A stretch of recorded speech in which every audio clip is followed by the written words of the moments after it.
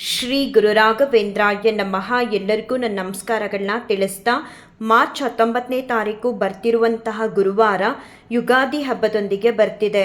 ಯುಗಾದಿ ಹಬ್ಬ ಅಂತ ಅಂದ್ರೇ ಹಿಂದೂ ಪಂಚಾಂಗದ ಪ್ರಕಾರ ವರ್ಷಾರಂಭದ ಮೊದಲ ದಿನ ಆಗಿರುತ್ತೆ. ವರ್ಷಾರಂಭದ ಮೊದಲ ದಿನ ನಮಗೆ ಗುರುವಾರನೇ ಸಿಗ್ತಿದೆ. ರಾಯರ ಭಕ್ತರಿಗಂತೂ ಒಂದು ರೀತಿ ಹಬ್ಬ. ಗುರುವಾರ ಜೊತೆಗೆ ಯುಗಾದಿ ಹಬ್ಬ ಹಾಗೆ ವರ್ಷಾರಂಭದ ಮೊದಲ ದಿನ ಕೂಡ ಆಗಿರುತ್ತೆ.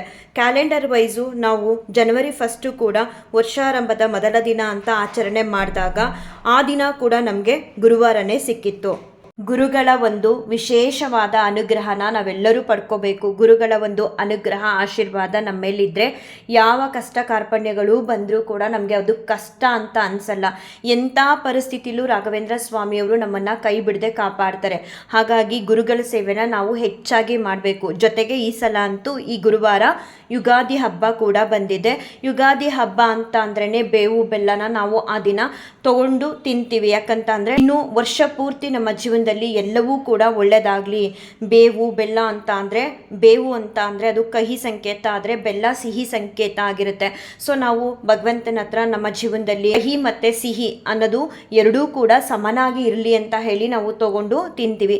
ಏನೇ ಬರಲಿ, ಕಷ್ಟನೇ ಬರಲಿ ಅಥವಾ ಒಂದು ಸಂತೋಷನೇ ಬರಲಿ, ನಮ್ಮ ಜೊತೆ ನಮ್ಮ ಮನೇಲಿ ಒಬ್ಬರು ನಮಗೆ ತಂದೆ ತಾಯಿಯಾಗಿ ಗುರುಗಳಿದ್ದಾರೆ. ಸಂತೋಷ ಆದರೆ ಗುರುಗಳ ಜೊತೆ ಸೆಲೆಬ್ರೇಟ್ ಮಾಡಿ, ದುಃಖ ಆದರೆ ಗುರುಗಳ ಜೊತೆ ತಂದೆ ತಾಯಿ ಮಡ್ಲಲ್ಲಿ ಮಲ್ಕೊಂಡು ಯಾವ ರೀತಿ ನಿಮ್ಮ ದುಃಖನ ಹೇಳ್ಕೊಳ್ತೀರೋ ಹಾಗೆ ತಿಳಿದು ಗುರುಗಳ ಹತ್ರ ನಿಮ್ಮ ಕಷ್ಟನ ಹೇಳ್ಕೊಂಡ್ರೆ ಖಂಡಿತ ಗುರುಗಳು ನಿಮ್ಮ ಎಲ್ಲ ಕಷ್ಟಗಳ ಸಮಯದಲ್ಲೂ ನಿಮ್ಮ ಜೊತೆ ನಿಲ್ತಾರೆ. ನಿಮ್ಮೆಲ್ಲ ಕಷ್ಟಗಳನ್ನು ನಿಮ್ಮಿಂದ ದೂರ ಮಾಡ್ತಾರೆ. ಹಾಗೆ ನೀವು ಒಂದು ಸಂತೋಷ ಆದಾಗ ಗುರುಗಳ ಜೊತೆ ಹಂಚ್ಕೊಳ್ಳೋ ಅಂಥ ಒಂದು ಅಭ್ಯಾಸನ ಮಾಡ್ಕೊಳ್ಳಿ. ನಾವು ಆ ರೀತಿ ಒಂದು ಬಾಂಡಿಂಗ್ನ ಭಗವಂತನ ಜೊತೆ ಬೆಳೆಸ್ಕೊಂಡಾಗ ನಿಜವಾಗ್ಲೂ ನಮಗೆ ಯಾವ ಕಷ್ಟಗಳು ಬರದೇ ಇರೋಂಗೆ ಭಗವಂತ ಕೈ ಹಿಡಿದು ಕಾಪಾಡ್ತಾನೆ. ಪ್ರತಿ ಕ್ಷಣ ಕೂಡ ಎಲ್ಲ ಜೀವರಾಶಿಗಳನ್ನೂ ಕೂಡ ಭಗವಂತನ ಹೊಣೆ ಅದು.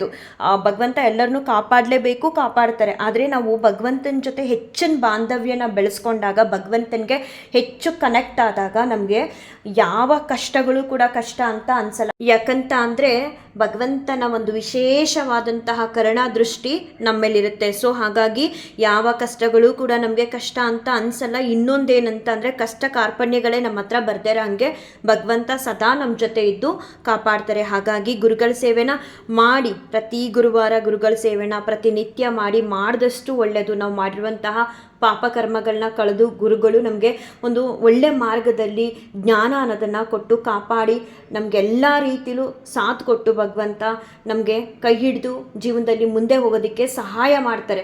ನಮ್ಮ ಕಣ್ಣಿಗೆ ಕಾಣಲ್ಲ ಅಷ್ಟೇ ಗುರುಗಳು, ಅವ್ರನ್ನ ಮುಟ್ಟಕ್ಕಾಗಲ್ಲ ಅನ್ನೋದೊಂದು ಬಿಟ್ಟರೆ ನಾವು ಗುರುಗಳ ಹತ್ರ ತುಂಬ ಭಕ್ತಿ ಅನ್ನೋದನ್ನು ಬೆಳೆಸ್ಕೊಂಡು ಅವ್ರಿಗೆ ಹತ್ರ ಆದ್ವಿ ಅಂತ ಅಂದರೆ ಪ್ರತಿ ಕ್ಷಣ ಗುರುಗಳು ನಮ್ಮ ಜೊತೆ ಇರ್ತಾರೆ. ಇರೋದನ್ನು ಕೂಡ ಅವರು ಪ್ರತ್ಯಕ್ಷವಾಗಿ ನಮಗೆ ತೋರಿಸ್ಕೊಡ್ದೇ ಇದ್ರು ನಾನಿದ್ದೀನಿ ಅಂತ ಹೇಗಾದರೂ ನಮಗೆ ಆ ಒಂದು ಸೆನ್ಸ್ ಆಗ್ತಿರುತ್ತೆ. ರಾಯರಿದ್ದಾರೆ ಅಂತ ಹೇಳ್ತೀವಲ್ವ, ಹಾಗೆ ಪ್ರತಿ ಹೆಜ್ಜೆಗೂ ರಾಯರು ನಮ್ಮ ಜೊತೆ ಇರ್ತಾರೆ. ಆ ಸೆನ್ಸ್ ಆಗುತ್ತೆ. ಅಷ್ಟು ಬಾಂಧವ್ಯನ ನಾವು ಗುರುಗಳ ಜೊತೆ ಬೆಳೆಸ್ಕೋಬೇಕು. ಮತ್ತು ಭಗವಂತನ ಜೊತೆ ಕೂಡ ನಾವು ಕನೆಕ್ಟ್ ಆಗಬೇಕು. ಯಾಕಂತ ಅಂದರೆ ನಿಮಗೆ ಒಂದು 500 ಜನ ಫ್ರೆಂಡ್ಸ್ ಇರಲಿ ಅಥವಾ ಫ್ಯಾಮಿಲಿ ಮೆಂಬರ್ಸ್ ಇರಲಿ, ಅವರು ನಿಮ್ಮೆಲ್ಲ ಕಷ್ಟದ ಪರಿಸ್ಥಿತಿಲಿ ಬರ್ತಾರೋ ಬರಲ್ವೋ ಗೊತ್ತಿಲ್ಲ, ಆದರೆ ಭಗವಂತ ಮಾತ್ರ ನೀವು ನನಗೆ ಕಷ್ಟ ಅಂತ ಹೇಳ್ಕೊಳ್ಳೋ ಹಾಗೆ ಇಲ್ಲ. ನಿಮ್ಮ ಮನಸ್ಸಲ್ಲಿ ಎಲ್ಲೋ ಒಂದು ಕಡೆ ಕೂತ್ಕೊಂಡು ನೊಂದ್ಕೊಂಡ್ರೆ ಸಾಕು, ಭಗವಂತನಿಗೆ ಅದು ಮುಟ್ಟುತ್ತೆ. ನೀವು ಕಷ್ಟ ಬಂದಾಗ ಫ್ರೆಂಡ್ಸ್ಗೆ, ಫ್ಯಾಮಿಲಿ ಮೆಂಬರ್ಸ್ಗೆಲ್ಲ ತಿಳಿಸಿ ನನಗೆ ಹೀಗೆ ಸಹಾಯ ಮಾಡಿ ಅಂತ ಕೇಳಿಕೊಂಡು ಕೆಲವರು ಮಾಡ್ತಾರೆ, ಕೆಲವರು ಮಾಡಲ್ಲ. ಇನ್ನೂ ಕೆಲವರು ನಮ್ಮ ಪರಿಸ್ಥಿತಿನ ನೋಡಿಕೊಂಡು ನಗೋರು ಕೂಡ ಉಂಟು. ಸೊ ನೀವು ಇದನ್ನೆಲ್ಲ ಬಿಟ್ಟು ನಿಮ್ಮ ಸಮಯನ ಭಗವಂತನಿಗೆ ಅಂತ ಕೊಟ್ಟು ಭಗವಂತನ ಜೊತೆ ನೀವು ಕನೆಕ್ಟ್ ಆದಾಗ, ಭಗವಂತನ ಜೊತೆ ಒಂದು ಬಾಂಡಿಂಗ್ ಅಂತ ಏನು ಹೇಳ್ತಾರೆ ಅದನ್ನು ಬೆಳೆಸ್ಕೊಂಡಾಗ ನಿಮಗೆ ಯಾರ ಸಹಾಯ ಕೂಡ ಬೇಕು ಅಂತ ಅನಿಸಲ್ಲ. ಯಾರೇ ಬರಲಿ ಬರದೇ ಇರಲಿ, ಭಗವಂತ ಪ್ರತಿ ಕ್ಷಣ ನಿಮ್ಮ ಜೊತೆ ಇರ್ತಾರೆ. ಪ್ರತ್ಯಕ್ಷವಾಗಿ ನಿಮಗೆ ಕಾಣಿಸ್ದೇ ಇರ್ಬೋದು ಅಷ್ಟೇ, ನಿಮ್ಮ ಹೆಜ್ಜೆಗೂ ಕ್ಷಣ ಕೂಡ ಭಗವಂತ ನಿಮ್ಮ ಜೊತೆ ಇದ್ದು ದಾರಿ ತೋರಿಸ್ತಾ ನಿಮ್ಮೆಲ್ಲ ಕಷ್ಟ ಕಾರ್ಪಣ್ಯಗಳನ್ನ ನಿಮ್ಮಿಂದ ದೂರ ಮಾಡಿ ಕೈ ಹಿಡಿದು ಕಾಪಾಡ್ತಾರೆ. ಭಗವಂತನ ಜೊತೆ ಹೆಂಗಪ್ಪ ಬಾಂಧವ್ಯನ ಬೆಳೆಸ್ಕೊಳ್ಳೋದು? ಸದ್ಯ ನಮಗಿದೆಲ್ಲ ಕಷ್ಟ ಅಂತ ಅನಿಸುತ್ತೆ. ನಮಗಿರೋ ಒಂದು ಕಷ್ಟನ ಭಗವಂತ ಏನೋ ದಯೆ ತೋರಿ ನಮ್ಮಿಂದ ದೂರ ಮಾಡಿಬಿಟ್ರೆ ಸಾಕು, ಇಲ್ಲ ನಾವು ಕೇಳ್ತಿರೋ ಒಂದು ಇಷ್ಟಾರ್ಥನ ಕೊಟ್ಬಿಟ್ರೆ ಸಾಕು, ಇನ್ನು ಬಾಂಧವ್ಯ ಎಲ್ಲ ಬೆಳೆಸೋಕ್ಕಾಗುತ್ತಾ? ಇವರೇನೋ ಹೇಳ್ತಿದ್ದಾರೆ, ಇದೆಲ್ಲ ಸಾಧ್ಯ ಆಗುತ್ತಾ ಅಂತ ನಿಮ್ಗೆ ಅನ್ನಿಸ್ಬೋದು. ಖಂಡಿತ ಸಾಧ್ಯ ಆಗುತ್ತೆ.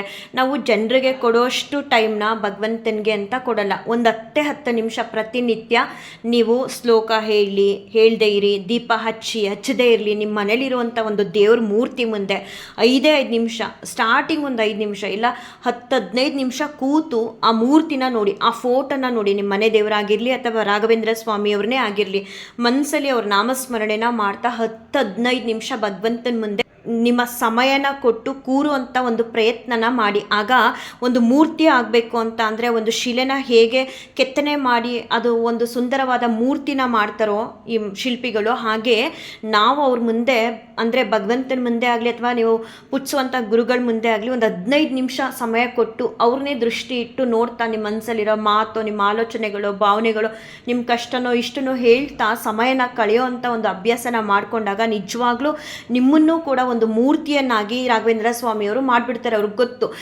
ನಾವು ಅವ್ರ ಮುಂದೆ ಕೂತಾಗ ಇವಳಿಗೆ ಏನು ಇಷ್ಟ, ಏನು ಕೊಡಬೇಕು, ಏನು ಕೊಡಬಾರ್ದು, ಇವಳಿಗೆ ಏನು ಕಷ್ಟ, ಇವಳನ್ನ ಹೇಗೆ ತಿದ್ದಿ ನಾನು ಏನು ಮಾಡಬೇಕು, ಇವಳ ಜೀವನನ ಇವಳನ್ನ ಹೇಗೆ ಕರ್ಕೊಂಡು ಹೋಗ್ಬೇಕು ಅನ್ನೋದೆಲ್ಲ ಕೂಡ ಅವರು ಡಿಸೈಡ್ ಮಾಡ್ತಾರೆ. ಫಸ್ಟು ನಾವು ಭಗವಂತನ ಜೊತೆ ಒಂದು ಬಾಂಧವ್ಯನ ಬೆಳೆಸ್ಕೊಳ್ಳುವಂಥ ಪ್ರಯತ್ನನ ಮಾಡಬೇಕು. ಆಗಲ್ಲ ಏನೋ ಇವರು ಹೇಳ್ತಿದ್ದಾರೆ ಇದೆಲ್ಲ ಸಾಧ್ಯನಾ, ಏನು ದುಡ್ಡು ಕೊಟ್ಬಿಟ್ರೆ ಸಾಕಾ ಭಗವಂತ, ದುಡ್ಡು ಕೊಟ್ಬಿಟ್ರೆ ಭಗವಂತ ಇದ್ದಾನೆ, ದೇವರಿದ್ದಾನೆ ಅಂತ ನಂಬ್ತೀರಾ, ರಾಘವೇಂದ್ರ ಸ್ವಾಮಿಯವರು ಇದ್ದಾರೆ ಅಂತ ನಂಬ್ತೀರಾ. ಜೀವನದಲ್ಲಿ ಬೇರೆ ಏನೂ ಬೇಡ. ಕೆಲವ್ರಿಗೆ ಅದೇ ಮೈಂಡ್ಸೆಟ್ಟು, ಒಂದಷ್ಟು ಲಕ್ಷ ಕೊಟ್ಬಿಟ್ರೆ ದೇವರಿದ್ದಾರೆ, ಅಥವಾ ನಮ್ಮದೊಂದು ಕಷ್ಟನ ಹಿಂಗೆ ಇಮಿಡಿಯೇಟಾಗಿ ಕಳೆದ್ಬಿಟ್ರೆ ದೇವರಿದ್ದಾರೆ, ರಾಯರಿದ್ದಾರೆ ಅಂತ ಅಂದ್ಕೊಳ್ತೀರಾ. ಜೀವನದಲ್ಲಿ ನೆಮ್ಮದಿಯಾಗಿ ಬದುಕೋದಕ್ಕೆ ನಿಜವಾಗ್ಲೂ ನಮಗೆ ಏನು ಅನಿವಾರ್ಯತೆ ಇದೆ, ಏನು ಅವಶ್ಯಕತೆ ಇದೆ, ಅದನ್ನೆಲ್ಲವನ್ನು ಕೂಡ ಭಗವಂತ ಕೊಡ್ತಾರೆ. ದುಡ್ಡಿದ್ರೂ ನಾವು ಜೀವನದಲ್ಲಿ ನೆಮ್ಮದಿಯಾಗಿರ್ಬೋದು, ದುಡ್ಡಿಲ್ಲದೆ ಇದ್ರೂ ಕೂಡ ಜೀವನದಲ್ಲಿ ನೆಮ್ಮದಿಯಾಗಿರ್ಬೋದು ಅನ್ನೋ ಪಾಠನ ಗುರುಗಳು ನಮಗೆ ಕಳಿಸ್ಕೊಡ್ತಾರೆ. ನಾವು ಗುರುಗಳ ಮುಂದೆ ಕೂರುವಂತಹ ಪ್ರಯತ್ನನ ಮಾಡಿದಾಗ ಮಾತ್ರ ಇದೆಲ್ಲವೂ ಕೂಡ ನಿಮಗೆ ಅರ್ಥ ಆಗೋದಕ್ಕೆ ಸಾಧ್ಯ. ನಿಜವಾಗ್ಲೂ ಭಗವಂತನ ಜೊತೆ ಬಾಂಧವ್ಯನ ಬೆಳೆಸ್ಕೊಂಡಾಗ ಎಷ್ಟು ಚೆನ್ನಾಗಿದೆ ಈ ಪ್ರಪಂಚ, ಈ ಜಗತ್ತು ಎಷ್ಟು, ಈ ಸೃಷ್ಟಿ ಎಷ್ಟು ಚೆನ್ನಾಗಿದೆ ಅನ್ಸೋದಕ್ಕೆ ಶುರುವಾಗುತ್ತೆ. ಗುರುಗಳು ನಿಮ್ಮನ್ನು ಏನು ಮಾಡಬೇಕು ಅಂತ ನಿರ್ಧಾರ ಮಾಡ್ಕೊಳ್ತೀರೋ ಅದೇ ದಾರಿಲಿ ಹಾಗೆ ನಿಮಗೆ ಒಂದು ಉನ್ನತವಾದ ಜೀವನನ ಕಟ್ಕೊಡ್ತಾರೆ. ಉನ್ನತವಾದ ದಾರಿಲಿ ಒಂದು ಸನ್ಮಾರ್ಗ ಅಂತ ಏನು ಹೇಳ್ತಾರೆ ಆ ಮಾರ್ಗದಲ್ಲಿ ಗುರುಗಳು ನಿಮ್ಮನ್ನು ನಡೆಸ್ತಾರೆ. ಏನೋ ಗೊತ್ತಿಲ್ಲ, ಗುರುಗಳ ಬಗ್ಗೆ ಮಾತಾಡ್ತಾ ಇದ್ದರೆ ಇನ್ನೂ ಮಾತಾಡಬೇಕು ಅಂತಲೇ ಅನ್ನಿಸ್ತಿರುತ್ತೆ ಹೊರತು ಇಲ್ಲಿಗೆ ನಿಲ್ಲಿಸ್ಬಿಡೋಣ ಅಂತ ನನಗೆ ಅನಿಸೋದೇ ಇಲ್ಲ. ಆದರೂ ಕೊನೆಯದಾಗಿ ಹೇಳೋ ಒಂದೇ ಒಂದು ಮಾತೇನೆಂದರೆ, ಎಂಥ ಕಷ್ಟಗಳೇ ಇರಲಿ ಗುರುಗಳ ಸೇವೆನ ಮಾಡಿ. ನಿಮ್ಮೆಲ್ಲ ಕಷ್ಟಗಳನ್ನೂ ರಾಯರು ದೂರ ಮಾಡ್ತಾರೆ. ದೂರ ಮಾಡಿ ಒಂದು ನೆಮ್ಮದಿಯಾದ ಜೀವನನ ಭಗವಂತ ಅಂದರೆ ರಾಘವೇಂದ್ರ ಸ್ವಾಮಿಯವರು ನಿಮಗೆ ಕಟ್ಕೊಡ್ತಾರೆ. ಎಂಥ ಸಮಸ್ಯೆಗಳೇ ಇರಲಿ, ಇದಾಗ್ಬಿಡುತ್ತಾ ರಾಘವೇಂದ್ರ ಸ್ವಾಮಿಯವರಿಂದ, ಇದು ಸಾಧ್ಯನಾ, ಇದನ್ನು ಮಾಡಿಕೊಟ್ಬಿಡ್ತಾರೆ ಅನ್ನೋ ಅನುಮಾನನೇ ಬೇಡ. ರಾಯರಂದರೆ ನಂಬಿಕೆ, ರಾಯರಂದರೆ ನಮಗೆ ತಂದೆ ತಾಯಿ ಇದ್ದಂಗೆ. ಎಷ್ಟೋ ಜನ ಅನಾಥರಿಗೆ ರಾಯರೇ ತಂದೆ ತಾಯಿಗಳು, ರಾಯರೇ ಎಲ್ಲವೂ ಆಗಿರ್ತಾರೆ. ಅಷ್ಟು ರಾಯರು ಪ್ರತಿಯೊಂದು ಅವ್ರನ್ನ ನಂಬಿ ಬರುವಂತಹ ಭಕ್ತರೂ ಕೂಡ ಕೈ ಬಿಡ್ದ ಹಾಗೆ ಕೈ ಹಿಡಿದು ಕಾಪಾಡ್ತಾರೆ.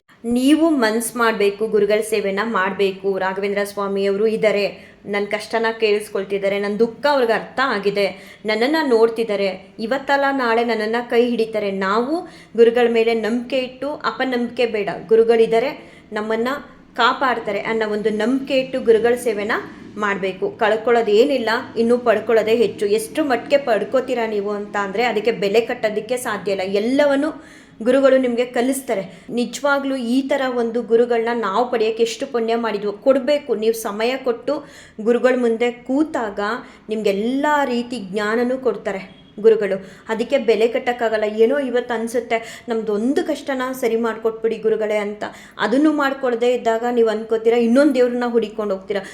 ಗುರುಗಳು ಮಾಡಿಕೊಡ್ಲಿಲ್ಲ, ಎಲ್ಲೋ ಬೇರೆ ಹೇಳಿದ್ದಾರೆ ತಾಳಪ್ಪ, ಅವ್ರ ಹತ್ರ ಹೋದರೆ ಬೇಗ ಆಗುತ್ತೆ ಅಂತ. ಹಾಗಲ್ಲ, ಗುರುಗಳಿಂದ ಯಾವುದೂ ಕೂಡ ಸಾಧ್ಯ ಆಗಲ್ಲ ಅನ್ನೋ ಹಾಗೆ ಇಲ್ಲ, ಮಾತೇ ಇಲ್ಲ. ಒಳ್ಳೆಯದ ನಮ್ಮ ಜೀವನದಲ್ಲಿ ಏನು ಬೇಕು ಅದನ್ನು ರಾಯರು ಮಾಡಿಕೊಡ್ತಾರೆ. ನಾವು ಗುರುಗಳ ಸೇವೆನ ಅವ್ರ ಮೇಲೆ ನಂಬಿಕೆ ಇಟ್ಟು ಮಾಡಬೇಕು. ಇನ್ನು ಯುಗಾದಿ ಹಬ್ಬ ಇರುತ್ತೆ, ಗುರುವಾರ ಇರುತ್ತೆ. ಗುರುಗಳ ವಿಶೇಷವಾದ ಒಂದು ಅನುಗ್ರಹನ ಪಡ್ಕೊಳ್ಳೋದಕ್ಕೆ ಆ ದಿನ ಬೆಳಗ್ಗೆನೇ ಬೇಗ ಎದ್ದು ಅಭ್ಯಂಗನ ಸ್ನಾನನ ಮಾಡಿ ಗುರುಗಳಿಗೆ ವಿಶೇಷವಾದ ಒಂದು ಸೇವೆನ ಮಾಡಬೇಕು. ಅವರು ಪ್ರೀತ್ಯರ್ಥರಾಗಿ ನಮಗೆ ವಿಶೇಷವಾದ ಒಂದು ಅನುಗ್ರಹನ ಮಾಡಿಬಿಡಬೇಕು ಅಂತ ಅಂದರೆ ನೀವು 5 ಮಣ್ಣಿನ ಹಣತೆಯಿಂದ ತುಪ್ಪದ ದೀಪಗಳನ್ನ ಮಾಡಿಕೊಂಡು ಅದರಿಂದ ಆರತಿನ ಮಾಡಿ. ಮಣ್ಣಿನ ಹಣತೆ ಇಲ್ಲ ಅನ್ನೋದಾದರೆ ನಿಮ್ಮ ಮನೇಲಿರೋ ಒಂದು 5 ದೀಪಗಳನ್ನ ತೊಗೊಂಡು ಒಂದು ತಟ್ಟೆಯಲ್ಲಿ ಇಟ್ಕೊಂಡು ನೀವು ವಿಶೇಷವಾಗಿ ಪ್ರತಿ ವಾರ ಏನು ಮಾಡ್ತಿರ್ತೀರಾ ಅದ್ರ ಜೊತೆಗೆ ಒಂದು ವಿಶೇಷವಾಗಿ ಸೇವೆನ ಸಲ್ಲಿಸ್ತೀವಿ ಅಂತ ಅಂದರೆ ಈ ಒಂದು ಸೇವೆನ ಮಾಡ್ಬೋದು. 5 ಮಣ್ಣಿನ ಹಣತೆ ಇಲ್ಲ 5 ದೀಪಗಳಿಂದ ತುಪ್ಪನ ಹಾಕಿ ಅದಕ್ಕೆ ತುಪ್ಪದ ಬತ್ತಿಗಳನ್ನ ಹಾಕಿ ನಾವು ಗುರುಗಳನ್ನ ದೃಷ್ಟಿ ಇಟ್ಟು ನೋಡ್ತಾ ಅವ್ರಿಗೆ ಒಂದು 5 ಬಾರಿ ಆರತಿನ ಮಾಡಿ ಅದು ಗುರುಗಳಿಗೆ ತಲುಪುತ್ತೆ. ಮತ್ತು ವಿಶೇಷವಾದ ಅನುಗ್ರಹನೂ ಕೂಡ ನಾವು ಪಡ್ಕೋಬೋದು. ಮನೇಲಿ ಮಾಡೋಕ್ಕೆ ಸಾಧ್ಯ ಇಲ್ಲ, ಕಾರಣಾಂತರಗಳಿಂದ ನಾವು ಮಾಡೋ ಹೋಗಿಲ್ಲ ಅಂತ ಅಂದ್ಕೊಳ್ಳೋರು ರಾಯರ ಮಠಕ್ಕೆ ಹೋಗಿ. ಇನ್ನು ಹೆಣ್ಮಕ್ಳು ಪೀರಿಯಡ್ಸ್ ಟೈಮ್ ಬಂದರೆ ತೊಂದರೆ ಇಲ್ಲ, ಆ ದಿನ ಗುರುಗಳ ಆಶೀರ್ವಾದ ನಿಮ್ಮ ಮೇಲೆ ಇದ್ದೇ ಇರುತ್ತೆ. ನೀವು ಮನಸ್ಸಲ್ಲಿ ನೊಂದ್ಕೊಳ್ಳೋದು ಬೇಡ, ಹಬ್ಬ ಇದೆ, ವರ್ಷದ ಆರಂಭದ ಮೊದಲ ದಿನ ಹೀಗಾಗೋಯ್ತು ಹಾಗೆ ಹೀಗೆ ಅನ್ಕೋಬೇಡಿ. ಗುರುಗಳ ಅನುಗ್ರಹ ನಿಮ್ಮ ಮೇಲೆ ಯಾವಾಗಲೂ ಇರುತ್ತೆ, ಯಾಕಂದರೆ ನಿಮ್ಮ ಪರಿಸ್ಥಿತಿ ಅವ್ರಿಗೆ ಅರ್ಥ ಇರುತ್ತೆ. ನೆಕ್ಸ್ಟ್ ವಾರ ಕೂಡ ನೀವು ಬೇಕು ಅಂತ ಅಂದರೆ ಈ ರೀತಿ ಮಣ್ಣಿನ ಹಣತೆಯಿಂದ ಒಂದು 5 ದೀಪಗಳನ್ನ ಮಾಡಿಕೊಂಡು ಆರತಿನ ಮಾಡ್ಬೋದು. ಇಲ್ಲ ಹಾಗೆ ಕೂಡ ನೀವು ಸೇವೆನ ಸಲ್ಲಿಸ್ಬೋದು. ಗುರುಗಳು ನಮ್ಮೆಲ್ಲರ ಪರಿಸ್ಥಿತಿನ ಅರ್ಥ ಮಾಡ್ಕೊಳ್ತಾರೆ, ನಮ್ಮ ಮನಸ್ಥಿತಿನ ಅರ್ಥ ಮಾಡ್ಕೊಳ್ತಾರೆ. ಸೇವೆ ಸಲ್ಲಿಸೋಕ್ಕಾಗಲ್ಲ ಅಂತ ನೊಂದ್ಕೋಬೇಡಿ, ಬದಲಾಗಿ ಮನೇಲಿ ಯಾರೇ ಇದ್ದರೂ ಆ ದಿನ ಗುರುಗಳ ಮುಂದೆ 2 ದೀಪನ ಹಚ್ಚಿಸ್ಬಿಡಿ. ಇನ್ನು ಇಷ್ಟು ಕೂಡ ನಮ್ಮ ಕೈಲಿ ಮಾಡೋಕ್ಕೆ ಸಾಧ್ಯ ಆಗಲ್ಲ ಅಂತ ಅನ್ನೋರು ಯುಗಾದಿ ಹಬ್ಬ ಇರುತ್ತೆ, ಹೋಗಿ ರಾಯರ ಮಠದಲ್ಲೂ ಕೂಡ ಬೇವು ಬೆಲ್ಲ ಕೊಡ್ತಿರ್ತಾರೆ, ಸ್ವೀಕಾರ ಮಾಡಿ ಪ್ರದಕ್ಷಿಣೆ ನಮಸ್ಕಾರನ ಮಾಡಿ ಗುರುಗಳ ದರ್ಶನನ ಮಾಡಿ. ಆದರೆ ಅಲ್ಲೇ ತುಪ್ಪದ ಬತ್ತಿಗಳನ್ನ ತೊಗೊಂಡೋಗಿ ದೀಪಗಳನ್ನ ತೊಗೊಂಡೋಗಿ ಆರತಿನ ಮಾಡಿ ಗುರುಗಳ ಅನುಗ್ರಹ ಆಶೀರ್ವಾದನ ಪಡ್ಕೊಳ್ಳಿ. ರಾಘವೇಂದ್ರ ಸ್ವಾಮಿಯವರು ನಿಮ್ಮೆಲ್ಲರಿಗೂ ಕೂಡ ಒಳ್ಳೇದು ಮಾಡಲಿ ಅಂತ ನಾನು ರಾಯರ ಹತ್ರ ಬೇಡ್ಕೊಳ್ತಾ ಈ ಒಂದು ವಿಡಿಯೋನ ಎಂಡ್ ಮಾಡ್ತಿದ್ದೀನಿ. ಶ್ರೀ ಕೃಷ್ಣಾರ್ಪಣಮಸ್ತು, ಶ್ರೀ ಕೃಷ್ಣಾರ್ಪಣಮಸ್ತು, ಶ್ರೀ ಕೃಷ್ಣಾರ್ಪಣಮಸ್ತು.